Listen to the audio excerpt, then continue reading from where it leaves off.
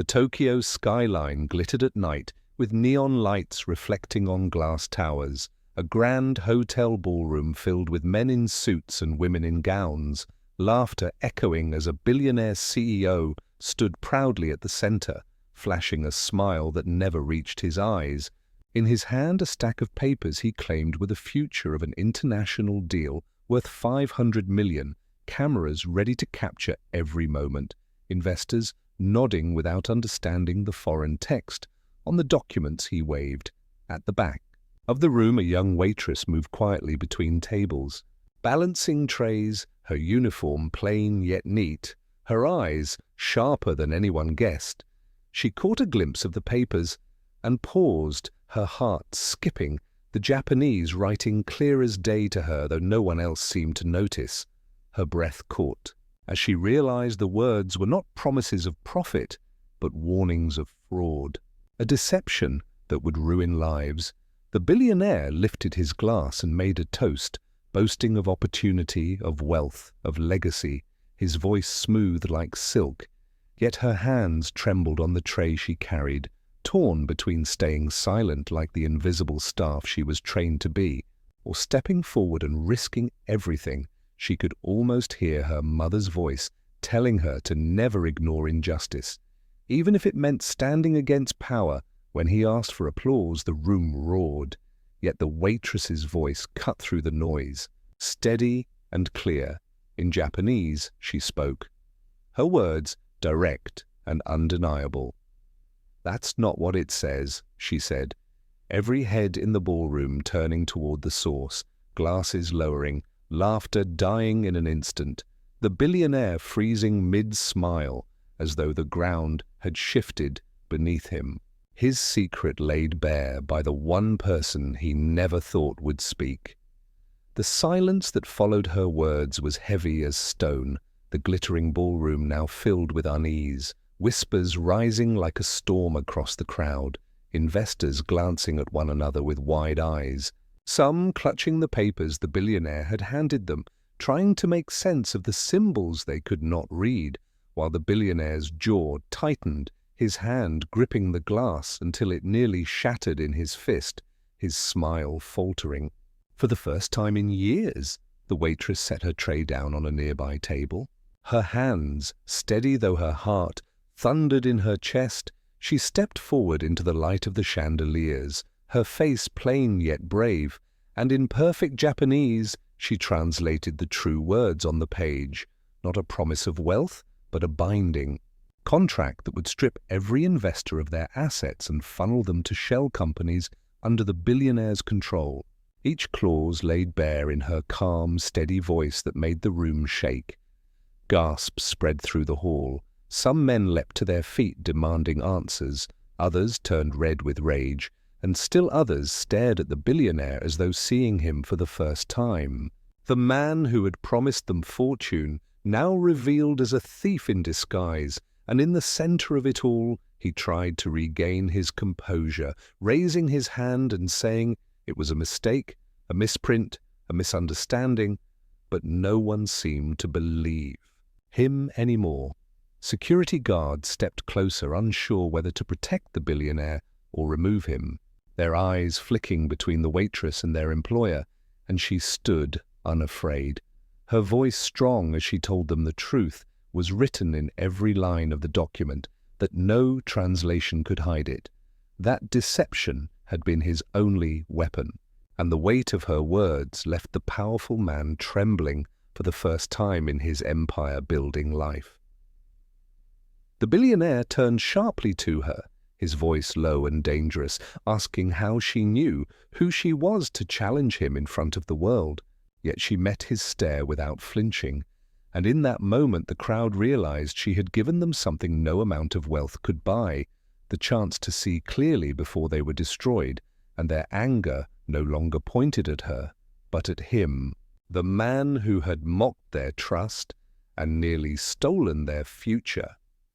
Reporters, who had been snapping photos, now surged forward, their cameras flashing like lightning across the ballroom, their voices shouting questions in every language, while the billionaire raised his hands, trying to wave them off his perfect suit, now clinging to him like a cage, his confident mask cracking under the relentless gaze of his investors, and the waitress who stood unshaken in her simple uniform, one man and older.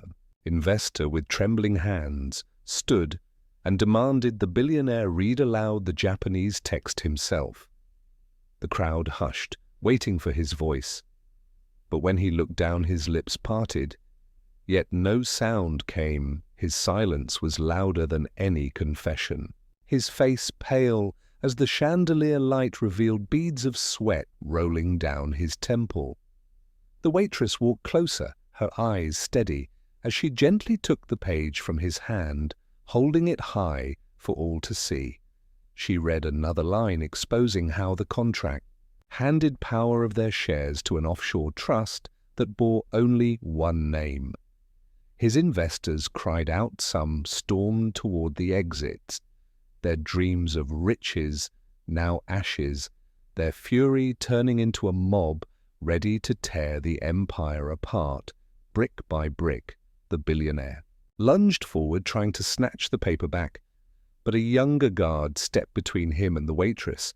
To everyone's surprise, the guard lowered his voice and asked her quietly if what she said was true. And when she nodded, he too turned his back on the man he once protected, choosing honesty over loyalty, money over truth. No longer blinding him, whispers grew into roars, the ballroom no longer a place of wealth and promise, but of exposed betrayal. The waitress stood at the center, her courage burning brighter than any jewel or gold watch around her. She had no riches, no power, no fame. Yet in one moment she had toppled the untouchable. The crowd knew the story would travel the world by morning, and nothing could stop it. Outside, the ballroom. The night air was thick with tension. Reporters clustered around the entrance microphones, shoved forward. Flashes bursting like fire against the dark sky. The billionaire pushed through, with his guards shielding him, but every question cut deeper than a knife, about fraud, about lies, about the billions at stake. His only answer, a clenched jaw and a silence that betrayed his guilt. The waitress stepped outside. Moments later, her face lit by the glow of cameras. Strangers pressed closer, wanting to know her name, her story, her reason for standing up. She spoke softly, saying only that truth should never be sold, and her words rippled through the crowd like a hymn, simple yet unshakable, carried into the night, as people cheered, not for wealth, but for courage in the distance. Black cars lined the street, engines running, powerful men waiting inside to sweep the billionaire away from the chaos. But even as he climbed in, the shouts followed him, the weight of his empire crumbling. Behind every window he passed, his phone buzzed with calls from board members and allies, turning into enemies faster than he could answer. The waitress walked home alone, her steps steady, though her heart carried the echoes of the night. Her small apartment seemed unchanged, yet the world outside had shifted forever. She had been invisible in that ballroom, a servant carrying trays. Now she was the one who had torn the mask from a giant, her courage ringing louder than his fortune ever had. Still, in the shadows across the street, a man watched her, his eyes sharp, his suit darker than the night. He made a quiet call, saying, "The girl knows too much and must be silenced. The empire might be wounded, but it was not dead, and its claws were already reaching for her, unaware that the storm had only just begun."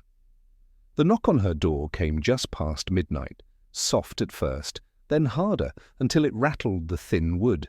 She froze the room, silent, except for her racing breath. She had no family nearby, no one who would come so late, and when the voice on the other side called her name, her blood ran cold.